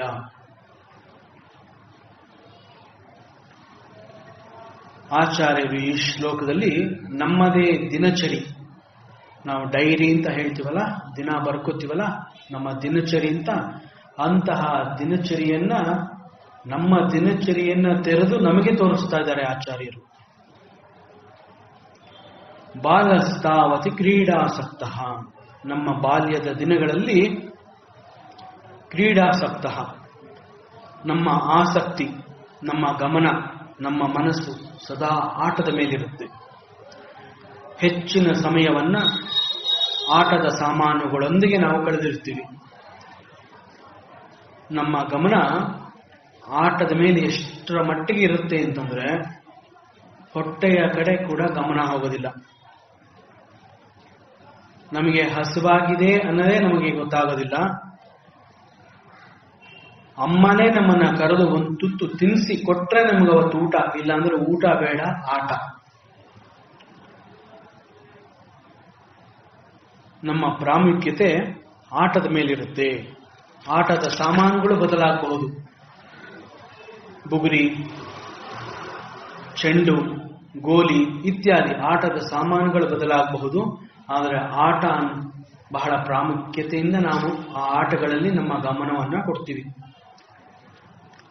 ಹೀಗೆ ಬಾಲ್ಯವನ್ನ ಕಳೆದು ತರುಣಸ್ತಾವತು ತರುಣೀ ಸಪ್ತಃ, ಬಾಲ್ಯ ಮುಗಿದು ಯೌವನಕ್ಕೆ ಕಾಲಿಡ್ತಾ ಇದ್ದ ಹಾಗೆ ನಮ್ಮ ಗಮನ ಗಂಡಾದರೆ ಹೆಣ್ಣಿನ ಮೇಲೆ ನಮ್ಮ ದೃಷ್ಟಿ ಹೋಗುತ್ತೆ. ಹೆಣ್ಣಾದ ಪಕ್ಷದಲ್ಲಿ ಗಂಡಿನ ಆಕರ್ಷಣೆಗೆ ಒಳಗಾಗ್ತಾಳೆ. ಈ ವಿಚಾರವನ್ನ ಹಿಂದಿನ ಶ್ಲೋಕದಲ್ಲೂ ಕೂಡ ಹೆಚ್ಚು ನೋಡಿರೋದ್ರಿಂದ ಯೌವನ ಮುಗಿದ ನಂತರ ನಮ್ಮ ಅರಿವಿಗೆ ತಿಳಿಯದಂತೆ ಮುಪ್ಪು ನಮ್ಮನ್ನ ಆವರಿಸುತ್ತೆ. ನಿಧಾನವಾಗಿ ತಲೆ ಕೂದಲು ಬೆಳ್ಳಗಾಗ್ತಾ ಬರುತ್ತೆ. ಕೈಕಾಲುಗಳಲ್ಲಿ ಶಕ್ತಿ ಉಡಗತ್ತೆ. ಉತ್ಸಾಹ ಕಡಿಮೆ ಆಗತ್ತೆ. ಚೈತನ್ಯ ಇರೋದಿಲ್ಲ. ಹಲ್ಲುಗಳು ಉದುರತೊಡಗತ್ತೆ. ಬೆನ್ನು ಬಾಗತ್ತೆ. ದೇಹ ನಡಗತ್ತೆ. ನಮ್ಮನ್ನ ನಾವೇ ನೋಡಿಕೊಂಡು ಹೆದರುವಂತಹ ಪರಿಸ್ಥಿತಿಗೆ ನಮ್ಮ ದೇಹ ಬಂದಿರುತ್ತೆ. ದೇಹದ ಪರಿಸ್ಥಿತಿಯನ್ನ ನೋಡಿಕೊಂಡು ನಾನು ಹೀಗಾಗೋದ್ನ, ಇಂತಹ ಚಿಂತೆ ನಮ್ಮನ್ನ ಕಾಡುತ್ತೆ. ದೇಹದಲ್ಲಾದ ಬದಲಾವಣೆಗಳನ್ನ ಕಂಡು ಹೆದರಿಕೆ ಪ್ರಾರಂಭ ಆಗುತ್ತೆ. ಈ ಮುಪ್ಪು ಇಷ್ಟೊಂದು ನಮ್ಮನ್ನ ಹೆದರಿಸತ್ತಾ ಅಂತಂದ್ರೆ ಈ ಮುಪ್ಪು ಬಂದಿದ್ದಾದರೂ ಎಲ್ಲಿಂದ? ಈ ಮುಪ್ಪು ಎಲ್ಲಿಂದ ಬಂತು? ಮತ್ತು ನನಗೆ ಯಾಕೆ ವಯಸ್ಸಾಗ್ತಾ ಇದೆ? ವಯಸ್ಸಾಗಿರೋದ್ರಿಂದ ಮುಪ್ಪು ಬಂದಿದೆ ಅಂತಂದ್ರೆ ನನಗೆ ಯಾಕೆ ವಯಸ್ಸಾಗಬೇಕು? ಹಾಗಾದ್ರೆ ನನ್ನ ಬಾಲ್ಯ ಎಲ್ಲಿ ಹೋಯಿತು? ನನ್ನ ಯೌವನ ಎಲ್ಲಿ ಹೋಯಿತು? ಯೌವನದಲ್ಲಿದ್ದ ಉತ್ಸಾಹ ಎಲ್ಲಿ ಹೋಯಿತು? ನನಗೆ ಬೇಕಿಲ್ಲದ ಮುಪ್ಪು ನನಗೆ ಗೊತ್ತಾಗದೇ ಇರೋ ಹಾಗೆ ಹೇಗೆ ನನ್ನನ್ನು ಆವರಿಸಿಕೊಂಡು ಬಂದಿದೆ? ಈ ಮುಪ್ಪು ಅಂತಂದ್ರೆ ಏನು? ಹೆಚ್ಚು ವಿಚಾರ ಮಾಡಬೇಕಾದಂತಹ ಸಂದರ್ಭ. ವೃದ್ಧಸ್ತಾವತು ಚಿಂತಾಸಕ್ತಃ.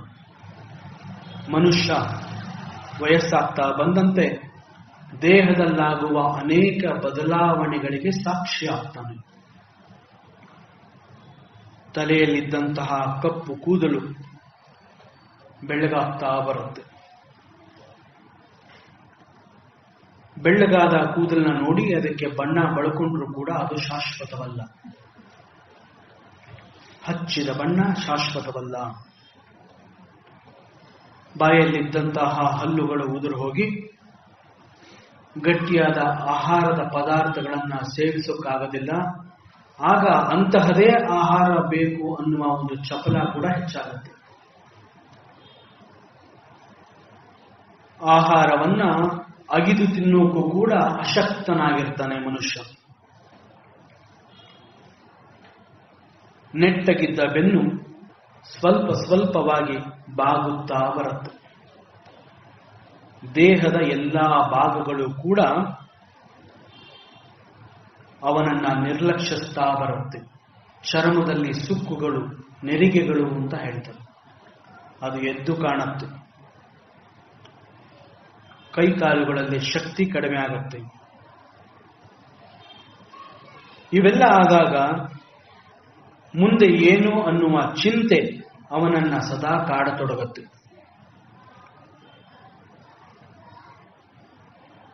ಸಾವಿನ ಭಯವನ್ನ ಇನ್ನೊಬ್ಬರೊಡನೆ ಹೇಳ್ಕೊಳ್ಳೋದಕ್ಕೂ ಕೂಡ ಹೆದರ್ತಾನೆ, ಕೊರಗ್ತಾನೆ. ಪರಮಾತ್ಮನ ನೆನಪು ಮನಸ್ಸಿನಿಂದ ಬಹಳ ದೂರವಾಗಿ ಉಳಿದುಬಿಡುತ್ತೆ. ಪರಮಾತ್ಮನ ನೆನಪು ದೂರದಲ್ಲಿ ಉಳಿಯುತ್ತೆ. ಹತ್ತಿರದಲ್ಲಿ ಉಳಿಯುವಂತಹ ನೆನಪು ಯಾವುದು ಅಂತಂದ್ರೆ ಚಿಂತಾ. ವೃದ್ಧಸ್ತಾವತು ಚಿಂತಾಸಕ್ತಃ.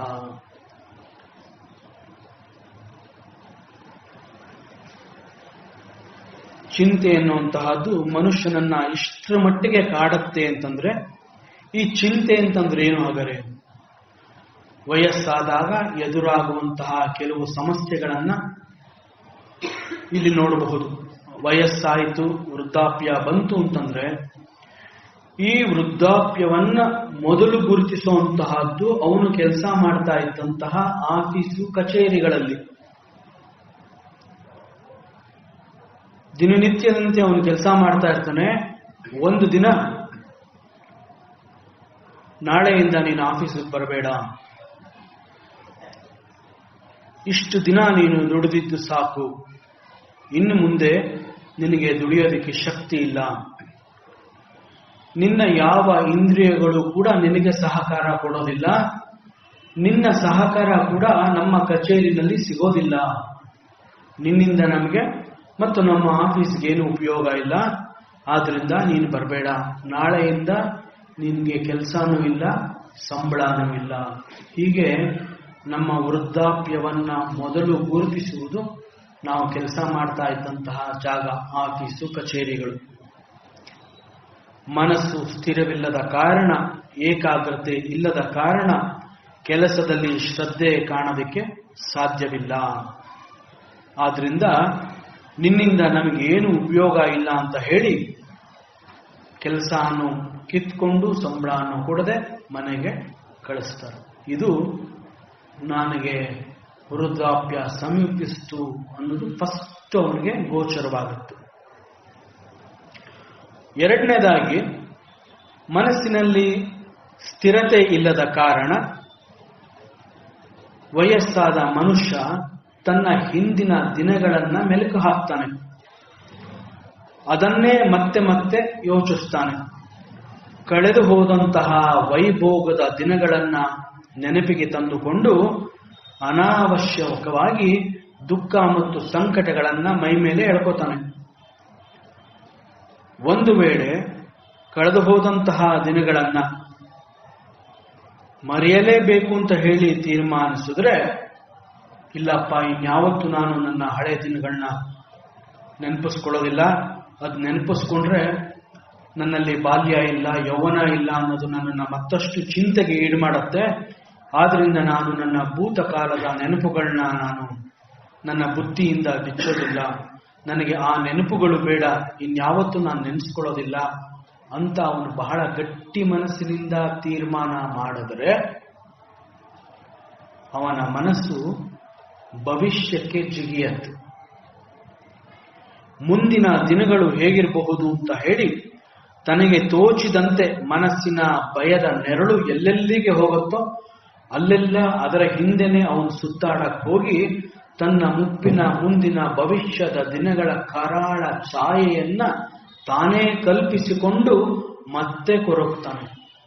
ಭೂತ ಕಾಲದ ನೆನಪುಗಳು ಕೂಡ ಕಾಡುತ್ತೆ, ಭವಿಷ್ಯದ ಕರಾಳ ದಿನಗಳನ್ನ ಕೂಡ ಅವನು ಕಲ್ಪಿಸಿಕೊಂಡು ಅವಾಗಲೂ ಕೂಡ ಅವನು ಚಿಂತೆಗೆ ಒಳಗಾಗ್ತಾನೆ. ಈ ಸಂದರ್ಭದಲ್ಲಿ ವರ್ತಮಾನದಲ್ಲಿ ಬದುಕುವ ಪ್ರಯತ್ನವನ್ನೇ ಅವನು ಮಾಡೋದಿಲ್ಲ.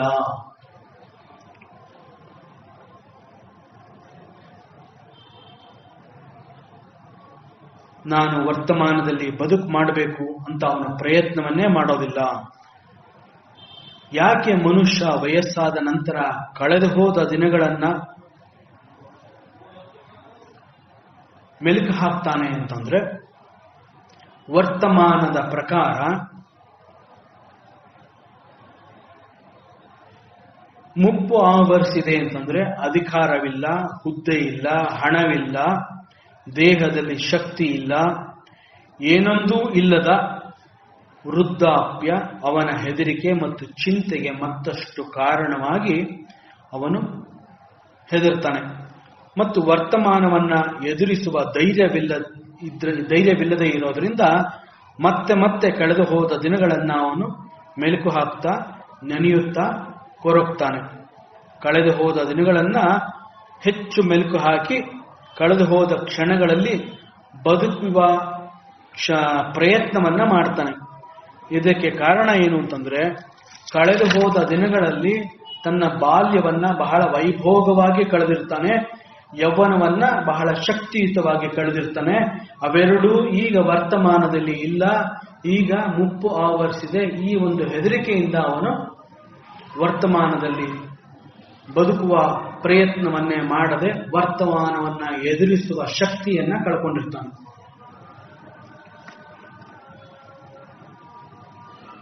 ದೇಹದಲ್ಲಿ ಶಕ್ತಿ, ಬಾಲ್ಯದಲ್ಲಿ ಇದ್ದಂತಹ ಉತ್ಸಾಹ, ಭರವಸೆ, ಯೌವನದ ಉತ್ಸಾಹ, ಏನನ್ನು ಬೇಕಾದರೂ ನಾನು ಜಯಿಸ್ತಾ ಇದ್ದೆ, ಆ ಎಲ್ಲ ನಂಬಿಕೆಗಳು ಈಗ ಒಡೆದು ಪುಡಿಪುಡಿಯಾಗಿರುತ್ತೆ. ಹೀಗೆ ಅವನು ಮುಪ್ಪನ್ನ ಎದುರಿಸಲು ಹೆದರಿ ಮತ್ತಷ್ಟು ಚಿಂತೆಗೆ ಒಳಗಾಗ್ತಾನೆ. ಈ ಎಲ್ಲ ಕಾರಣಗಳಿಂದ ಮುಪ್ಪಿನಲ್ಲಿ ಮನುಷ್ಯ ಬಹಳ ಕೊರಗ್ತಾನೆ. ಅದನ್ನೇ ಇಲ್ಲಿ ಆಚಾರ್ಯರು ವೃದ್ಧಸ್ತಾವತು ಚಿಂತಾಸಕ್ತ, ಮುಪ್ಪು ಆವರಿಸಿದಾಗ ಮನುಷ್ಯ ಒಂದೋ ಕಳೆದು ಹೋದ ದಿನಗಳನ್ನ ನೆನಪು ಮಾಡಿಕೊಂಡು ಅಲ್ಲಿ ಬದುಕ್ತಾನೆ. ಇಲ್ಲ ಅಂತಂದ್ರೆ ಭವಿಷ್ಯದ ಕರಾಳ ದಿನಗಳನ್ನ ಕಲ್ಪಿಸಿಕೊಂಡು ಅವಾಗಲೂ ಕೂಡ ಹೆದರ್ತಾನೆ. ಹೀಗೆ ತನ್ನ ಅಂತರಾಳದಲ್ಲಿ ಅಡಗಿ ಕುಳಿತಿರುವ ಮರಣದ ಭಯ ಕೂಡ ಅವನ ಚಿಂತೆಗೆ ಹೆಚ್ಚು ಕಾರಣವಾಗಿ ಅವನನ್ನ ಹಿಂಸಿಸುತ್ತೆ. ಅನೇಕ ಜನಗಳಿಗೆ ಈ ಒಂದು ಕೇಳಲಾಗದ ಅಂತರಾಳದ ಒಂದು ಪ್ರಶ್ನೆ ಇರುತ್ತೆ. ಮರಣದ ನಂತರ ಮುಂದಿನ ನನ್ನ ಗತಿ ಏನು? ಈ ಒಂದು ಪ್ರಶ್ನೆ ಸಾಮಾನ್ಯವಾಗಿ ಈ ಒಂದು ಪಾರಮಾರ್ಥಿಕದ ಟಚ್ ಅಂತ ನಾವೇನು ಹೇಳ್ತೀವಿ, ಪಾರಮಾರ್ಥಿಕದ ಒಂದು ಪರಿಚಯ ಇಲ್ಲದೆ ಹೋದ್ರೆ ಇಂತಹ ಚಿಂತೆಗಳು ಮನುಷ್ಯನನ್ನ ಹೆದರಿಸುತ್ತೆ. ನಾನು ಸತ್ ಮೇಲೆ ಎಲ್ಲಿ ಹೋಗ್ತೀನಿ? ಮರಣದ ನಂತರ ನನ್ನ ಮುಂದಿನ ಗತಿ ಏನು? What happens to me after my death? ಈ ಒಂದು ಪ್ರಶ್ನೆಯನ್ನ ಅವನು ಮಾಡ್ಕೋತಾನೆ.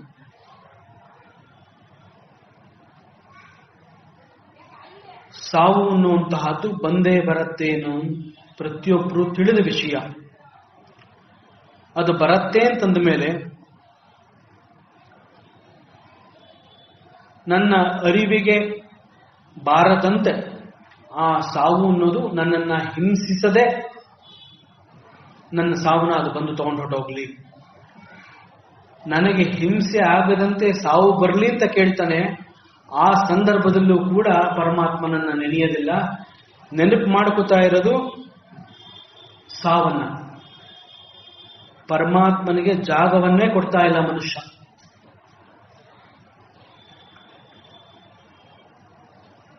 ಇದು ಅವನ ನಿತ್ಯ ಪ್ರಾರ್ಥನೆ ಆಗಿರುತ್ತೆ. ಕೈ ಕಾಲು ಕಣ್ಣು ಕಿವಿಗಳು ನೆಟ್ಟಗಿರುವಾಗಲೇ ನನ್ನ ಪ್ರಾಣ ಹೊಟ್ಟೋಗ್ಲಿ, ನಾನು ಯಾರ ಕೈ ಕೆಳಗೂ ಸಿಕ್ಕಾಕೋಬಾರದು, ಯಾರು ಕೂಡ ನಿನ್ನ ಸೇವೆ ಮಾಡೋದು ನನಗೆ ಕಷ್ಟ ಅಂತ ನನಗೆ ಹೇಳ್ಕೋಬಾರದು. ಈ ರೀತಿ ಚಿಂತನೆಗಳು ಮನಸ್ಸಿನಲ್ಲಿ ನಡೀತಾ ಇರುತ್ತೆ. ಶ್ರೀಕೃಷ್ಣ ಪರಮೇಶ್ವರ ನೆಮ್ಮದಿ ಕೊಡು ಅಂತ ಕೇಳದೇ ಇಲ್ಲ. ನೆಮ್ಮದಿಯ ಒಂದನ್ನ ಬಿಟ್ಟು ಮನುಷ್ಯ ಎಲ್ಲವನ್ನ ಪರಮಾತ್ಮನ ಕೇಳ್ತಾನೆ. ಮನೆ ಕೊಡು, ಮಠ ಕೊಡು, ಒಳ್ಳೆ ಕೆಲಸ ಕೊಡು, ಎಜುಕೇಶನ್ ಕೊಡು, ಪ್ರಮೋಷನ್ ಕೊಡು, ಬಂಗ್ಲೆ ಕೊಡು, ಕಾರ್ ಕೊಡು. ಮನುಷ್ಯ ಎಲ್ಲವನ್ನೂ ಕೇಳ್ತಾನೆ. ಶಿವ ಎಲ್ಲದಕ್ಕೂ ತಥಾಸ್ತು, ಎಲ್ಲವನ್ನೂ ಕೊಟ್ಬಿಡ್ತಾನೆ ಶಿವ. ಮುಪ್ಪಿನಲ್ಲಿ ಈ ಚಿಂತೆ ಬರುತ್ತೆ, ನೆಮ್ಮದಿ ಇರೋದಿಲ್ಲ. ಏನಪ್ಪಾ ಶಿವ, ನಾ ಏನೇನೋ ಕೇಳ್ಕೊಂಡೆ, ಎಲ್ಲಾನು ಕೊಟ್ಟೆ, ಈಗ ಯಾಕಪ್ಪ ಈ ಚಿಂತೆ? ನೀನ್ ನೆಮ್ಮದಿ ಕೇಳ್ಕೊಳ್ಳೇ ಇಲ್ವಲ್ಲಪ್ಪ. ನೀನ್ ಕೇಳ್ಕೊಂಡಿದ್ರೆ ಅದನ್ನೂ ಕೊಡ್ತಾ ಇದ್ದೀನಿ, ಏನ್ ಕೇಳ್ದಿ? ಕಾರ್ ಕೊಡು, ಬಂಗ್ಲೆ ಕೊಡು, ಮನೆ ಕೊಡು, ದುಡ್ಡು ಕೊಡು, ಆಸ್ತಿ ಕೊಡು, ನೀ ಕೇಳಿದ್ದೆಲ್ಲ ಕೊಟ್ಟೆ, ನಿನಗೆ ನನ್ನ ನೆನಪು ಬರಲೇ ಇಲ್ವಾ? ಕೊಡ್ತಾ ಇದ್ದೆ. ಭಗವಂತ ಕಾರುಣ್ಯ ಮೂರ್ತಿ, ಏನ್ ಕೇಳ್ಕೋಬೇಕು ಅನ್ನೋದು ನಮಗೆ ಗೊತ್ತಿರಬೇಕು.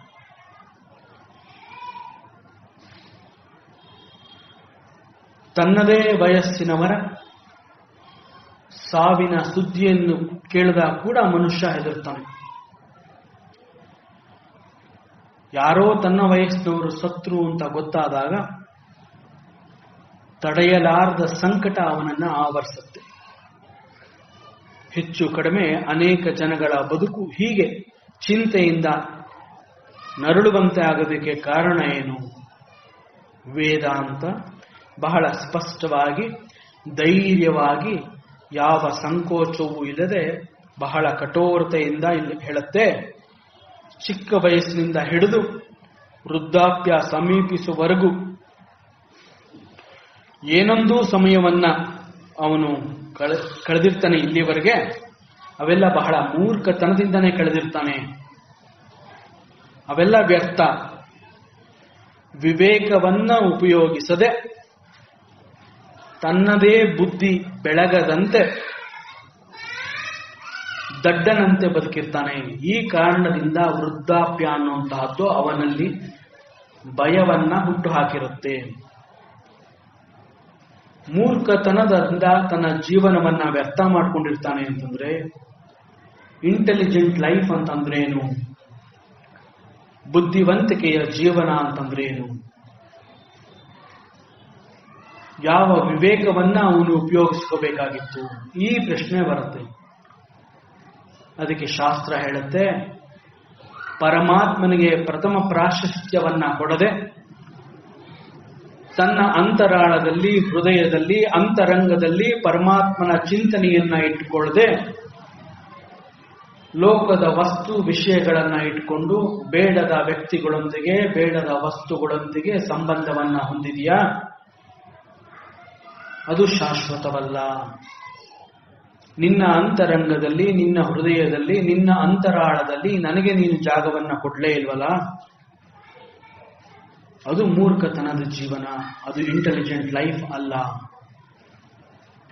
ಆದ್ರಿಂದ ಶಾಸ್ತ್ರ ಹೇಳುತ್ತೆ, ಚಿಕ್ಕ ವಯಸ್ಸಿನಿಂದಲೇ ಮಕ್ಕಳಿಗೆ ಆಟ ಪಾಠಗಳಿಗೆ ಎಷ್ಟು ಪ್ರಾಮುಖ್ಯತೆಯನ್ನ ಕೊಟ್ಟು ನಾವು ಏನೆಲ್ಲವನ್ನ ಆ ಮಕ್ಕಳುಗಳಿಗೆ ಒದಗಿಸ್ತೀವಿ, ಅವುಗಳ ಜೊತೆಯಲ್ಲಿ ಅಷ್ಟೇ ಪ್ರಾಮುಖ್ಯತೆಯನ್ನ ನಮ್ಮ ಧರ್ಮ, ದೇವರು, ಕರ್ತವ್ಯಗಳ ಬಗ್ಗೆ ಕೂಡ ಅವರಿಗೆ ಒಂದು ತಿಳುವಳಿಕೆಯನ್ನ ಕೊಡಬೇಕು. ಮನುಷ್ಯನ ಜೀವನ ಚರಿತ್ರೆಯನ್ನ ಗಮನಿಸಿ ಆಚಾರ್ಯರು ಹೇಳ್ತಾರೆ, ಬಾಲ್ಯದ ದಿನಗಳಲ್ಲಿ ಆಟವಾಡ್ತಾ ಅದರಲ್ಲಿಯೇ ಆಸಕ್ತನಾಗಿದ್ದಿ, ತರುಣ್ಯಾವಸ್ಥೆಯ ದಿನಗಳಲ್ಲಿ ಪ್ರಿಯ ಸಂಗಾತಿಯ ಜೊತೆ ಕಾಲ ಕಳೆದಿದೆಯಾ, ನಂತರ ನಿನ್ನಲ್ಲಿ ಮುಪ್ಪು ಪ್ರವೇಶವಾಗಿದೆ, ಮುಪ್ಪಿನಲ್ಲಿ ಸದಾಕಾಲ ಒಂದಲ್ಲ ಒಂದು ಚಿಂತೆ ಅಥವಾ ಭೀತಿ ಇದು ನಿನ್ನನ್ನ ಕಾಡ್ತಾ ಇದೆ. ಇದೆಲ್ಲವನ್ನ ಗಮನಿಸಿದ್ರೆ ಯಾವ ಸಂದರ್ಭದಲ್ಲಿಯೂ ಕೂಡ ಪರಬ್ರಹ್ಮನನ್ನ ಕುರಿತು ನೀನು ಚಿಂತಿಸಲೇ ಇಲ್ಲ. ಜೀವನ ಯಾತ್ರೆಯನ್ನ ವ್ಯರ್ಥವಾಗಿ ಮುಗಿಸಿದೀಯಾ. ಪರಮೇ ಬ್ರಹ್ಮಣಿ ಕೋಪಿನ ಸಕ್ತಃ, ಎಂದೆಂದಿಗೂ ಸಲಹಬಲ್ಲ ಸರ್ವಶಕ್ತನಾದ ಭಗವಂತನನ್ನ ಧ್ಯಾನಿಸುವುದಕ್ಕೆ ಸ್ವಲ್ಪವೂ ಕಾಲಾವಕಾಶವನ್ನ, ಸಮಯವನ್ನ ನೀನು ಕೊಡ್ಲೇ ಇಲ್ಲ. ಆದ್ರಿಂದ ಆಚಾರ್ಯರು ನಮ್ಮಂತಹವ್ರನ್ನ ಮೂಢ ಅಂತ ಕರೀದೆ ಇನ್ಯಾವ ತರ ಕರಿಬೇಕು? ಮನುಷ್ಯನ ಇಂದ್ರಿಯಗಳು ಹೊರ ಜಗತ್ತಿನಲ್ಲಿ ಮುನ್ನುಗ್ಗುವಂತೆ ಆಸಕ್ತವಾಗಿರುತ್ತೆ. ನಮ್ಮ ದೇಹದ ರಚನೆ ಅದು ಕೂಡ ಈ ರೀತಿಯಲ್ಲೇ ಸೃಷ್ಟಿಯಾಗಿದೆ. ಮನುಷ್ಯ ಸಹಜವಾಗಿ ಲೌಕಿಕ ಮಟ್ಟದಲ್ಲಿ ತನ್ನ ಬದುಕನ್ನ, ತನ್ನ ಅಸ್ತಿತ್ವವನ್ನ ಕಂಡುಕೋತಾನೆ. ಯಾರೋ ಕೆಲವರಿಗೆ ಮಾತ್ರ ಇದನ್ನ ದಾಟಿ ಪರಮಾತ್ಮನ ಕಡೆಗೆ ಕತ್ತು ಹೊರಳಿಸುವ ಅವಕಾಶ ಸಿಗತ್ತೆ. ಅಂತಹವನನ್ನ ನಮ್ಮ ವೇದಾಂತ ಶಾಸ್ತ್ರ ಧೀರ ಅಂತ ಕರೆಯುತ್ತೆ.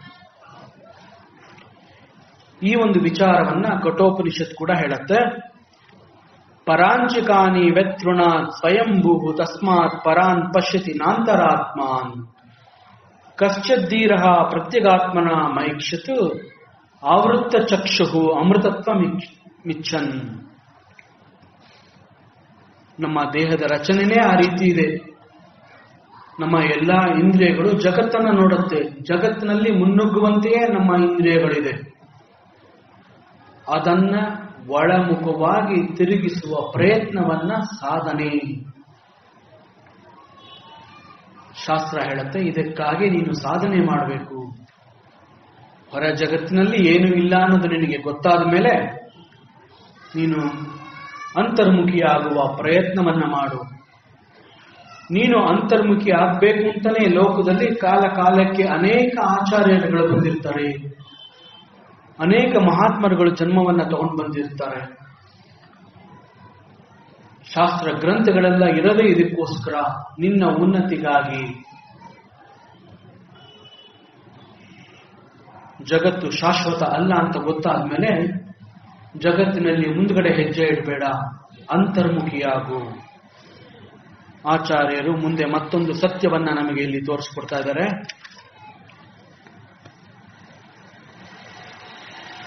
ಕಾತೆ ಕಾಂತ ಕಸ್ತೆ ಪುತ್ರ ಸಂಸಾರ ಅಯಂ ಅತೀವ ವಿಚಿತ್ರ ಕಸ್ಯತ್ವಂ ಕಹ ಕುತ ಆಯಾತಃ ತತ್ವಂ ಚಿಂತೆಯ ತದಿಹ ಪ್ರಾತಃ ಭಜ ಗೋವಿಂದಂ ಭಜ ಗೋವಿಂದಂ ಗೋವಿಂದಂ ಭಜ ಮೂಢಮತೆ.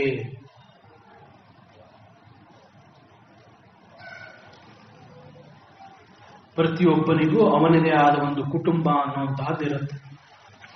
ಒಂದು ಕುಟುಂಬ ಅಂತಂದ ಮೇಲೆ ಕುಟುಂಬದ ಸದಸ್ಯರು ಅವನ ಮೇಲೆ ಅವಲಂಬಿತರಾಗಿರ್ತಾರೆ. ಹಾಗೆಂದ ಮಾತ್ರಕ್ಕೆ ಅವನು ಕೂಡ ಕುಟುಂಬದ ಇತರರ ಮೇಲೆ ಅವಲಂಬಿತನಾಗಿರ್ತಾನೆ. ಈ ಎಲ್ಲಾ ಕಾರಣದಿಂದ ಅದನ್ನ ಒಟ್ಟು ಕುಟುಂಬ ಅಂತ ಹೇಳ್ತಾರೆ.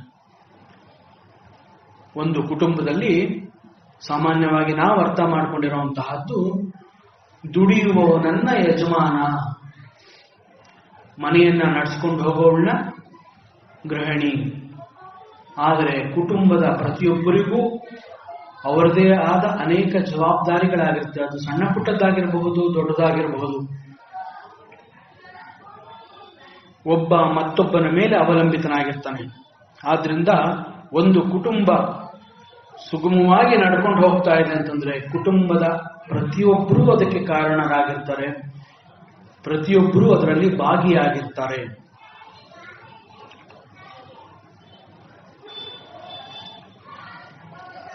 ಈ ಕುಟುಂಬದಲ್ಲಿ ಒಬ್ಬರು ಮತ್ತೊಬ್ಬರ ಮೇಲೆ ಅವಲಂಬಿತರಾಗಿದ್ದಾರೆ ಅನ್ನುವಂತಹದ್ದು ಲೌಕಿಕ ದೃಷ್ಟಿಯಿಂದ ಎಷ್ಟು ಸತ್ಯವೋ, ವೇದಾಂತದ ದೃಷ್ಟಿಯಿಂದ ಈ ಅವಲಂಬಿತನವನ್ನ ಬಂಧನ ಅಂತ ಶಾಸ್ತ್ರ ಹೇಳುತ್ತೆ. ಬದುಕು ಕುಟುಂಬ ಸುಗಮವಾಗಿರಬೇಕು ಅಂತ ಹೇಳಿ ಒಬ್ಬರನ್ನು ಮೇಲೆ ಒಬ್ಬರು ಅವಲಂಬಿತವಾಗಿರುವುದು ಎಷ್ಟು ಸತ್ಯವೋ, ಎಷ್ಟು ಉಚಿತವೋ, ಲೌಕಿಕ ದೃಷ್ಟಿಯಿಂದ ಅದು ಸರಿ. ವೇದಾಂತದ ದೃಷ್ಟಿಯಿಂದ ಅದೇ ಸತ್ಯ ಬಂಧನಕ್ಕೆ ಕಾರಣವಾಗುತ್ತೆ. ಆದ್ರಿಂದ ವೇದಾಂತ ಅಂತ ಬಂದಾಗ ವೇದಾಂತದ ವಿಚಾರಗಳು ಎರಡೂ ಕಡೆ ಚೂಪಾಗಿರುವಂತಹ ಕತ್ತಿ, ಯಾವ ಕಡೆ ತಗಲಿದ್ರು ಚುಚ್ಚತ್ತೆ. ಇಷ್ಟು ಮಾತ್ರ ಅಲ್ಲ, ಕುಟುಂಬದಲ್ಲಿ ನಮ್ಮದೇ ಆದ ಕೆಲವು ವೈಯಕ್ತಿಕ ಜವಾಬ್ದಾರಿಗಳಿರೋದ್ರಿಂದ ನಾವು ಸ್ವಲ್ಪ ಮಟ್ಟಿಗಾದರೂ ಸ್ವಾರ್ಥವನ್ನ ಬಿಟ್ಟಿರ್ತೀವಿ. ನಾವು ಮತ್ತೊಬ್ಬರಿಗಾಗಿ ಕೆಲಸವನ್ನ ಮಾಡ್ತಾ ಇದ್ದೀವಿ ಕುಟುಂಬದಲ್ಲಿ ಅಂತಂದ್ಮೇಲೆ ಅಲ್ಲಿ ಸ್ವಲ್ಪ ಮಟ್ಟಿಗೆ ನಮಗೇ ಗೊತ್ತಾಗದೇ ಇರೋ ಹಾಗೆ ನಮ್ಮ ಸ್ವಾರ್ಥ ಕೂಡ ಕಡಿಮೆ ಆಗಿರುತ್ತೆ. ನಮ್ಮಲ್ಲಿ ಈ ಒಂದು ನಮಗೇ ಗೊತ್ತಾಗದೇ ಇರೋ ಹಾಗೆ ಸ್ವಾರ್ಥ ಕಡಿಮೆ ಆಗಿರೋದ್ರಿಂದ ಮನೆಯಲ್ಲಿ ನಾವು ಎಲ್ಲರನ್ನೂ ಪ್ರೀತಿಸೋದಕ್ಕೂ ಕೂಡ ಸಾಧ್ಯ ಇಲ್ಲ. ಅಂತಂದ್ರೆ ಯಾರೋ ಒಬ್ಬರನ್ನ ಇಬ್ಬರನ್ನ ನಾವು ಪ್ರೀತಿ ಮಾಡ್ತಾ ಇದ್ವಿ.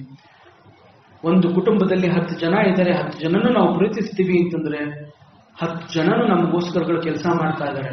ಒಬ್ಬರ ಮೇಲೆ ಒಬ್ಬರು ಅವಲಂಬಿತರಾಗಿದ್ದೀವಿ. ಪ್ರತಿಯೊಬ್ಬರು ತಮ್ಮ ಸ್ವಾರ್ಥವನ್ನ ಬಿಟ್ಟು ಕುಟುಂಬಕ್ಕೆ ಕೈ ಜೋಡಿಸಿದ್ದಾರೆ. ಈ ಕಾರಣದಿಂದ ನಾವು ಅವ್ರನ್ನೆಲ್ಲ ಪ್ರೀತಿಸೋದಕ್ಕೆ ಸಾಧ್ಯ. ಅಂತಂದ್ರೆ ಸ್ವಲ್ಪ ಮಟ್ಟಿಗೆ ನಮ್ಮ ಸ್ವಾರ್ಥ ಕಡಿಮೆ ಆಗೋದಕ್ಕೆ ಕುಟುಂಬದ ವಿಚಾರಗಳಲ್ಲಿ ನಾವು ಭಾಗಿಯಾಗಬೇಕು. ಸಂಸಾರ ಅನ್ನುವಂತಹದ್ದು ನಮ್ಮ ಬದುಕಿನಲ್ಲಿ ಸರ್ವ ವಿಧದ ಪರೀಕ್ಷೆ, ಅನೇಕ ಕಷ್ಟಗಳಿಗೂ ಅದು ವೇದಿಕೆಯಾಗಿರುತ್ತೆ. ಈ ಒಂದು ವೇದಿಕೆಯಲ್ಲಿ, ಸಂಸಾರದ ವೇದಿಕೆಯಲ್ಲಿ ಕೇವಲ ಕಷ್ಟಗಳು ಮಾತ್ರವಲ್ಲ, ಅಲ್ಲಿ ಅನೇಕ ಸಂತೋಷವನ್ನ, ಆನಂದವನ್ನ ಕೂಡ ನಾವು ಅನುಭವಿಸಿರ್ತೀವಿ. ಇಂತಹ ಈ ಒಂದು ಸಂಸಾರ ಅನ್ನುವ ವೇದಿಕೆಯಲ್ಲಿ ವೇದಾಂತದ ದೃಷ್ಟಿಯಿಂದ ನಮ್ಮ ಪಾತ್ರ, ನಮ್ಮ ಅಭಿನಯ, ನಮ್ಮ ಪಾಲ್ಗೊಳ್ಳುವಿಕೆ ಚೆನ್ನಾಗಿರಬೇಕು ಅಂತಂದ್ರೆ ನಮ್ಮ ಆರೋಗ್ಯ ಕೂಡ ಚೆನ್ನಾಗಿರಬೇಕು. ನಮ್ಮ ಆರೋಗ್ಯ ಅಂತಂದ್ರೆ ದೇಹದ ಆರೋಗ್ಯ, ಮನಸ್ಸಿನ ಆರೋಗ್ಯವನ್ನ ಕುರಿತು ಹೇಳ್ತಾ ಇರುವಂತಹದ್ದು. ಹೆಚ್ಚು ದೃಢಕಾಯರಾಗಿರಬೇಕು. ಇಷ್ಟು ಮಾತ್ರ ಸತ್ಯ ಅಲ್ಲ. ಸಂಸಾರ ಅಂತಂದ ಮೇಲೆ ಇದಿಷ್ಟೇ ಮುಖ್ಯ ಗುರಿ ಅಲ್ಲ. ಸಂಸಾರದಲ್ಲಿದ್ರೂ ಸಂಸಾರಕ್ಕೆ ಅಂಟಿಕೊಳ್ಳದಂತೆ ಬದುಕುವಂತಹ ಪಾಠವನ್ನ ಕೂಡ ನಾವು ಈ ಒಂದು ಸಂಸಾರ ವೇದಿಕೆಯಲ್ಲಿ ನಾವು ಕಲಿಬೇಕಾಗತ್ತೆ. ಅದಕ್ಕೆ ಹೇಳ್ತಾರೆ, ಬದುಕಿನಲ್ಲಿ ಇಲ್ಲಿಯವರೆಗೆ ನೀನು ಮಾಡದೇ ಇರೋಂತಹದ್ದನ್ನ ಈಗ ಮಾಡು. ಇಲ್ಲಿ ಸಂಸಾರ ಅಂತ ಹೇಳ್ತಾ ಇರುವಂತಹದ್ದು ಒಂದು ಮನೆಯನ್ನ ಕುರಿತು ಹೇಳ್ತಾ ಇಲ್ಲ, ಭವಸಾಗರವನ್ನ ಕುರಿತು ಹೇಳ್ತಾ ಇರುವಂತಹದ್ದು, ಕರ್ಮ ಕ್ಷೇತ್ರವನ್ನ ಕುರಿತು ಇಲ್ಲಿ ಸಂಸಾರ ಅಂತ ಹೇಳ್ತಾ ಇರೋದು. ಈ ಒಂದು ಕರ್ಮ ಕ್ಷೇತ್ರದಲ್ಲಿ ಇಲ್ಲಿಯವರೆಗೆ ನೀನು ಒಂದೇ ತರ ಕೆಲಸ ಮಾಡ್ಕೊಂಡು ಬಂದಿದೀಯ. ಈಗ ನಿನಗೆ ಸತ್ಸಂಗ ಸಿಕ್ಕಿದೆ, ಗುರುವಿನ ಮಾರ್ಗದರ್ಶನ ಸಿಕ್ಕಿದೆ, ಶಾಸ್ತ್ರ ಗ್ರಂಥಗಳ ಪರಿಚಯವಾಗಿದೆ. ಈಗ ಈ ಸಂಸಾರದಲ್ಲಿ ಕರ್ಮ ಕ್ಷೇತ್ರದಲ್ಲಿ ಇಲ್ಲಿಯವರೆಗೆ ಮಾಡ್ತಾ ಇರುವಂತಹ ಕೆಲಸವನ್ನ ಮಾಡದೆ ಬೇರೆ ರೀತಿಯಲ್ಲಿ ಕೆಲಸ ಮಾಡು. ಇಲ್ಲಿಯವರೆಗೂ ನೀನು ಒಂದೇ ತರ ಕೆಲಸ ಮಾಡಿದ್ಯಾ, ಅದಕ್ಕೆ ತಕ್ಕಂತೆ ಫಲಗಳು ಬಂದಿದೆ, ಅದಕ್ಕೆ ತಕ್ಕಂತೆ ಜನ್ಮಗಳು ಪಡ್ಕೊಂಡಿದ್ಯಾ, ಮತ್ತೆ ಅದೇ ಜನ್ಮದಲ್ಲಿ ಅದೇ ಕೆಲಸ, ಅದೇ ಕರ್ಮ, ಅದೇ ಫಲ, ಹುಟ್ಟು ಸಾವು, ಅದೇ ಚಕ್ರ. ಆದ್ರಿಂದ ಈಗ ಸಿಕ್ಕ ಅವಕಾಶವನ್ನ ಉಪಯೋಗಿಸಿಕೊಂಡು ಇಲ್ಲಿಯವರೆಗೂ ಮಾಡದಿರುವಂತಹ ಕೆಲಸವನ್ನ ಈಗ ನೀನು ಮಾಡು. ಸಂಸಾರ ಚಕ್ರದಿಂದ ನಿನ್ನ ಬೇರುಗಳನ್ನ ಕತ್ತರಿಸಿ ಹಾಕು. ಅದಕ್ಕಾಗಿ ಏನ್ ಮಾಡಬೇಕು? ಸಂಸಾರದ ಬೇರುಗಳನ್ನ ಕಳ್ಕೋಬೇಕು, ಸಂಸಾರಕ್ಕೆ ಅಂಟಿಕೊಳ್ಳದಂತೆ ಸಂಸಾರದಲ್ಲಿರಬೇಕು, ಕರ್ಮವನ್ನ ಮಾಡಬೇಕು, ಫಲವನ್ನ ಭೋಗಿಸದಂತೆ ಕರ್ಮವನ್ನ ಮಾಡಬೇಕು. ಶಾಸ್ತ್ರ ಇದೆಲ್ಲವನ್ನ ಹೇಳ್ತಾ ಇದೆ. ಹೇಗೆ ಮಾಡೋದು? ಇದರ ಅರ್ಥ ಏನು? ಈ ಒಂದು ಪ್ರಶ್ನೆಯನ್ನ ನೀನೇ ನಿನ್ನ ಬದುಕಿನಲ್ಲಿ ಹಾಕೋ. ನಿನ್ನ ಬದುಕನ್ನ ಈ ಪ್ರಶ್ನೆಗಳನ್ನ ಹಾಕಿ, ನಿನ್ನ ಬದುಕಿನಲ್ಲಿ ಈ ಪ್ರಶ್ನೆಗಳನ್ನ ಹಾಕಿ ಬದುಕನ್ನ ಕೇಳು. ಇದರ ಅರ್ಥ ಏನು ಅಂತ ಕೇಳು. Question your life. ನಿನ್ನ ಬದುಕನ್ನ ನೀನು ಪ್ರಶ್ನೆ ಮಾಡು. ಯಾವ ರೀತಿನಲ್ಲಿ ನೀನು ಕ್ವಶ್ಚನ್ ಮಾಡಬೇಕು? ನಿನ್ನ ಬದುಕಿನಲ್ಲಿ ನೀನು ಏನ್ ಪ್ರಶ್ನೆಗಳನ್ನ ಕೇಳಬೇಕು? ಆಚಾರ್ಯರು ಹೇಳ್ತಾರೆ, ಕಾತೆ ಕಾಂತ, ಹೂ ಈಸ್ ಯುವರ್ ವೈಫ್? ನಿನ್ನ ಹೆಂಡತಿ ಅಂತಂದ್ರೆ ಯಾರು? ಸಂಸಾರದಲ್ಲಿ ಬಂದಿದೆಯಾ? ಜನ್ಮವನ್ನ ಪಡ್ಕೊಂಡಿದೆಯಾ? ಸೂಕ್ತ ಸಮಯದಲ್ಲಿ ಮದುವೆ ಆಗಿದೆ, ನಿನಗೊಬ್ಳು ಸಂಗಾತಿ ಸಿಕ್ಕಿದಾಳೆ, ಅವಳು ಯಾರು ಅಂತ ಕೇಳು. ಹೆಂಡತಿ ಅಂತಂದ್ರೆ ಏನು ಅಂತ ಕೇಳು. ಕಾತೆ ಕಾಂತ, ನಿನ್ನ ಹೆಂಡತಿ ಯಾರು? ಕಸ್ತೆ ಪುತ್ರ, ನಿನ್ನ ಮಗ ಯಾರು? ಸಂಸಾರ ಬೆಳೆದಿದೆ, ಮದುವೆ ಆಗಿದೆ, ವಂಶೋದ್ಧಾರ ಬಂದಿದ್ದಾನೆ, ಮಗ ಅಂತ ಹೇಳ್ತಿದೆಯಲ್ಲ, ಯಾರವನು? ಯಾರು ನಿನ್ ಮಗ? ಕಸ್ಯತ್ವಂ, ನೀನು ಯಾರಿಗೆ ಸೇರಿದವನು?